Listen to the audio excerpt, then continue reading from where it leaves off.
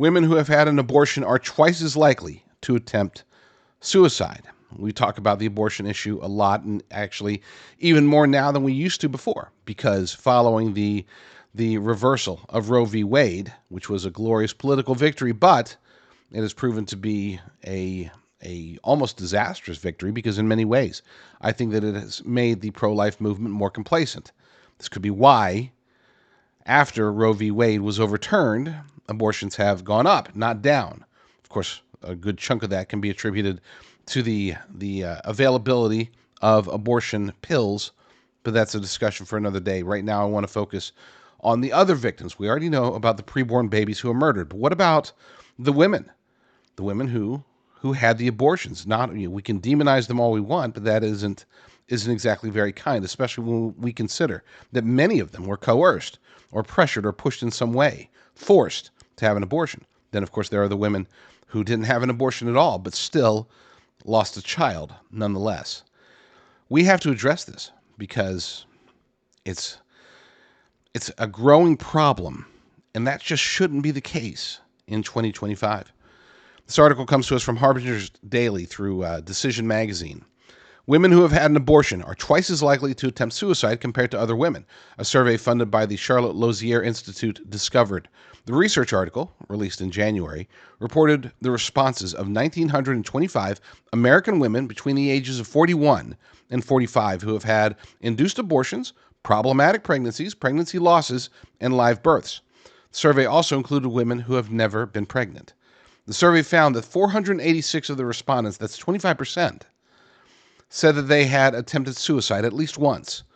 Of the 5 categories of women, the group with the highest rate of suicide attempts was the group who had abortions, 34.7%. The second most likely was the group of women who had lost a child during pregnancy, at 30%. Of the respondents, 409, that's 21.2%, reported that they had had an abortion before. Within the group that said that they'd had an abortion and had attempted suicide, those who were coerced into having an abortion had the highest suicide attempt rate at 46.2%. 46.2%. While women who had abortions aligned with their wants, values, and preferences comprised a still very high 29.5%.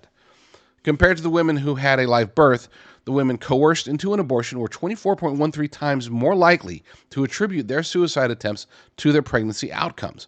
Those who had an unwanted abortion were 8.04 times more likely, and the women who had wanted their abortions were 5.08 times more likely in comparison with those who had a live baby. Cissy Graham Lynch has encountered women who've had an abortion encouraged women who've had an abortion to seek the hope found only in Jesus Christ. She said, "I know these biblical beliefs on abortion aren't popular in America today, but though our culture may be confused, the church should not be. 1 out of 3 women sitting in a pew at church have had an abortion, and God offers them grace and forgiveness. And to the pregnant women who are scared or conflicted, he offers truth, courage, and love." Sissy believes Christians should protect mothers and the unborn by standing against abortion while speaking truth in love to the crushed in spirit. She said, "As the church, we must be a people who speak the truth with grace. We can tend to lean too far in either direction, becoming either too soft or too harsh, which can leave a bad taste in someone's mouth. But Jesus demonstrated the perfect balance of both truth and grace.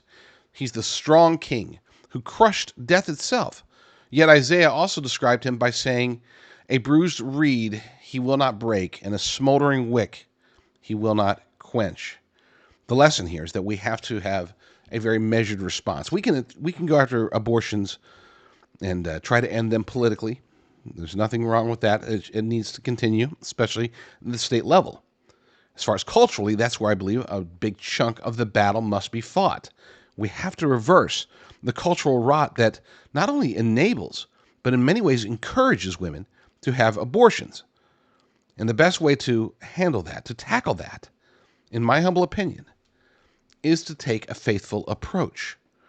We need to help as many women as possible, as many young girls as possible, those who have had abortions, those who may have abortions, those who are currently considering having an abortion, It's through the gospel of Jesus Christ, through the biblical tenets, that we can reach as many of these women as we can, as many of these girls as we can. And no, we are not the Messiah. We are not Jesus Christ. We don't have that power, but we do have him.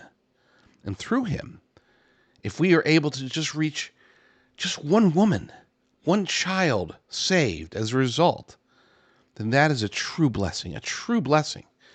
And it's not just a blessing on the woman and the child. It's also a blessing to us.